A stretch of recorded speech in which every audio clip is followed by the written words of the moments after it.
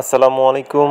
S মাইগ্রো official পেজটিতে আপনাদেরকে অসংখ্য স্বাগতম। যারা এই পেজটিতে নতুন, শুরুতেই পেজটিকে ফলো দিয়ে আমাদের সাথে থাকবেন।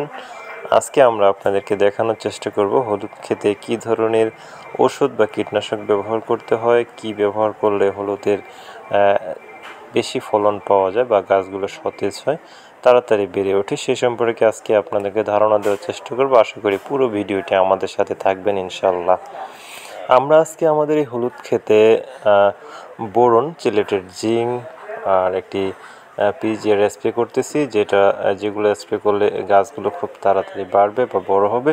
যেহেতু আমরা ভুলক্রমে আমাদের এইখানে এই 1 বিঘা হলুদ আমরা খুব দেরিতে লাগিয়েছিলাম, সঠিক সময়ের চাইতেও 1 মাস পরে লাগিয়েছিলাম, যার কারণে এই হলুদটা ঠিক ভালোভাবে বেড়ে উঠতে পারেনি বা সেরকম ভালো হয়নি। যার জন্যই আমরা একটু বেশি পরিচর্যা করার চেষ্টা করতেছি।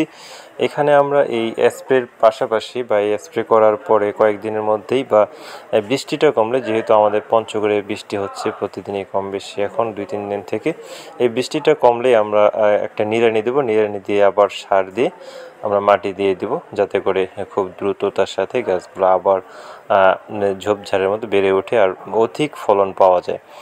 হলুদ একটি লাভজনক ফসল। আপনারা যদি লাভবান হতে চান বা আপনাদের যেই জমিগুলো পড়ে আছে ঠিক সঠিকভাবে অন্যান্য ফসল হচ্ছে না, সেটাতে যদি আপনারা হলুদ রোপণ করেন, তাহলে অবশ্যই ভালো আপনারা ফলাফল পাবেন, কেননা হলুদের দাম প্রতি বছরই ভালো থাকে। আর আরেকটা বিষয় হচ্ছে, আপনারা কোন জিনিসটি বা কোন ফসলটি রোপণ করবেন সেটা আসলে একটি গুরুত্বপূর্ণ বিষয়।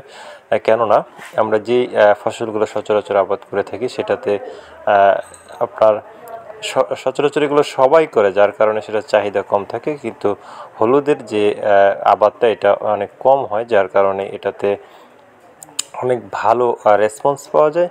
যার কারণে আমরা এই হলুদ এবার রোপণ করেছি। এই মাটিটাতে অন্য কোনো ফসলই ভালো আবাদ হয় না। যাই হোক, আমরা যতটুকু বলার চেষ্টা করলাম, আশা করি ভালো লেগেছে আপনাদের। পরবর্তী ভিডিও দেখার জন্য ধন্যবাদ জানাচ্ছি। আসসালাম।